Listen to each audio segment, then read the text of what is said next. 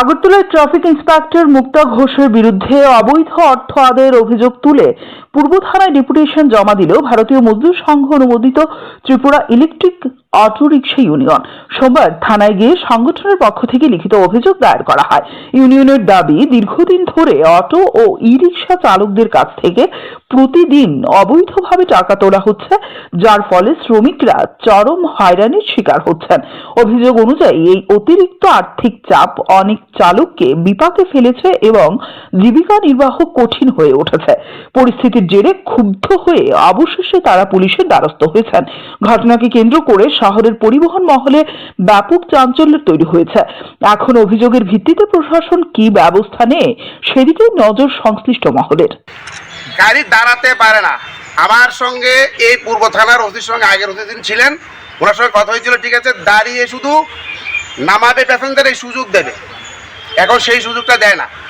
উনি করেন কি, উনি গাড়ি দেখলই আটক, এবং বড় একটা তালা আছে জানা গেছে, এটা মারার পরে এবার ওই চিপাত নেওয়া যায়, ফাইন দাও 2000 3000 টাকা। ওই ছেলেরা বলে, আমার শ্রমিক বলে 2000 3000 লাগবে, কাগজ দেয় না।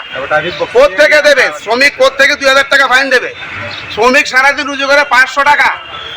আপনারা দেখুন, সমাজে পাঠান, সবার কাছে পাঠান, আপনারা নিউজ চ্যানেল, আপনারা তদন্ত করুন। আমি সঠিক বলি না মিথ্যা বলি? একটা অটো চালক, একটা ই রিক্সা চালক কত টাকা রুজি করে? তার বাচ্চার জন্য সে খাবার নিতে পারে না, ভালো জামা কাপড় নিতে পারে না। দুর্গাপূজা বলেন, ঈদ বলেন, তাদের কাছে কিছু নাই, শুধু পেটে ভাত চায়, তারা কিছুই পারে না। এরপরও আমরা শ্রমিকরা এত অত্যাচার আমরা সহ্য করব না, বিএমএস সহ্য করবে না। উনি কালকে উনি কি করলেন? উনি আমার বিএমএস এর স্টিকার ছিঁড়ে ফেললেন এবং বলে কি, বিএমএস কি কিসের ইউনিয়ন? কে পাওয়ার দিল ওনাকে? এত বড় কথা কে পাওয়ার দিল? পুরা বিএমএস। আমি চাই, আমি অনুরোধ করি, আমাদের যতগুলো বিএমএস এর আয়াম আছে, আমি প্রত্যেককে অনুরোধ করি, ঝাঁপিয়ে পড়ুন। এভাবে অত্যাচার কেন হবে শ্রমিকের মধ্যে? আমাদের একটা দাঁড়াতে পারে না গাড়ি।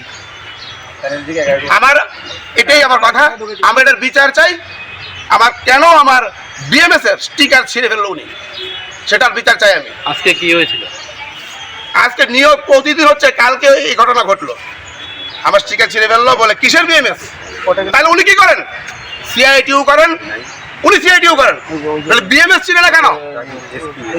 উনি কি করছেন দেখেন, আমি একটা কথা বলি আপনাদের মাধ্যমে, উনি আমার এই সরকারের অপমান করছে, সরকারের বদনাম করছে। উনি 2000 3000 টাকা ফাইন করে সরকারকে বলছেন না, তো সরকারের কাজ করে না, তিনি সরকারের বিরুদ্ধে কাজ করছেন, তিনি সিআইটিউ হয়ে এই কাজগুলি করছেন আমার মনে হয়।